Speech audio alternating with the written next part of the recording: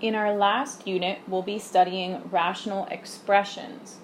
Recall that rational numbers are numbers that can be written as a quotient of integers, which means they could already be written as integers and you just put them over 1, or they could already be written as fractions of integers, or anything that is a repeating or a terminating decimal would also be rational. What we're looking at now is rational expressions. A rational expressions is a fraction where the numerator and the denominator are both polynomials. Here are several examples of rational expressions.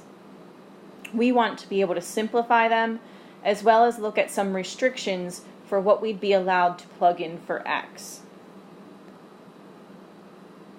So when we're talking about those restrictions, we'll call them the domain restrictions, or sometimes we'll also say that we want to find the excluded value. Because this is a fraction, and a fraction is really just division, and we're not allowed to divide by 0, that means these functions will be undefined if the denominator is 0. So here's an example of 3 over x plus 4.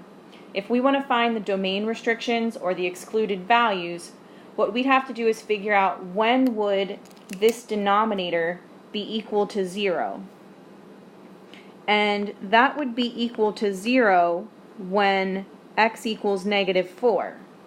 So the domain restriction would be that x cannot equal -4. Again, we might also call this an excluded value.